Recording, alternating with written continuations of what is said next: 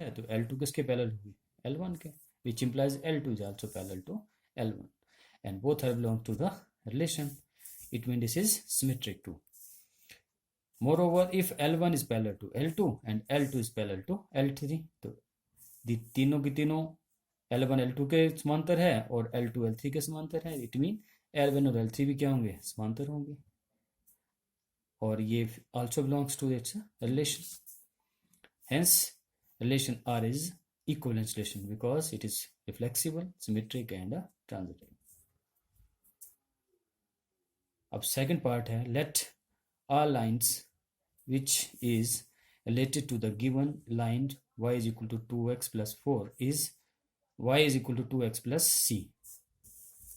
For all c belongs to the relation because this set of line have equal slope.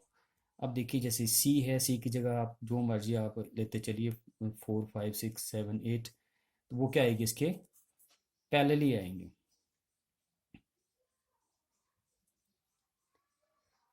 Okay, जैसे हम क्या बदल रहे हैं, स्लोप c बदल रहे हैं ना. जैसे ये हमारे पास दिया गया है, this is x and y कितना है, y मान लीजिए यहाँ पे हम 1 लेके चलते हैं तो 2 प्लस 4 6, तो ऐसे ऐसे आते पैरेलल आते जाएंगे. Okay, and this is set of all the line related to the given line. Also, second question which is also important, that is let T be the set of all triangles in plane, set of all triangles. ठीक है, that maybe right angle, isosceles, equivalence, equivalent, all other triangles which may be acute angle triangle, obtuse angle triangle,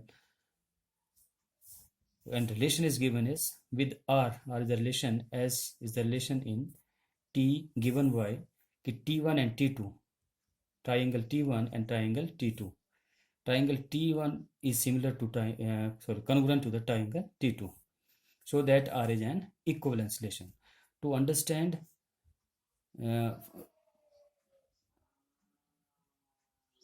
इस congruency, पहले हमें पता होना चाहिए कि congruence क्या होता है.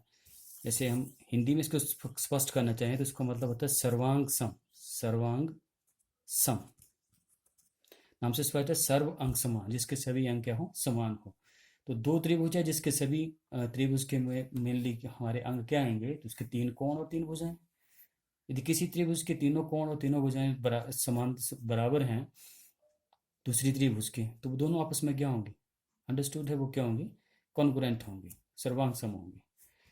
तो उसी को मद्देनजर रखते हुए हमने क्या बताना है, इक्विवेलेंस बताना है, reflexive, symmetric and transitive. Given relation कि triangle T1 and T2 such that कि triangle T1 is congruent to the triangle T2. Here R is reflexible. रिफ्लेक्सिबल कैसे है कि T1 T2 की जगह हम T1 रखेंगे तो T1 अपनी अपनी ही तरह की होगी. जैसे T1 है वैसे T1 है, तो उसके दोनों के अंक क्या होंगे, समान. जितना कोण एक का उतना ही दूसरे के, जितनी भुजा एक की उतनी भुजा दूसरी की. It mean T1 is related to itself.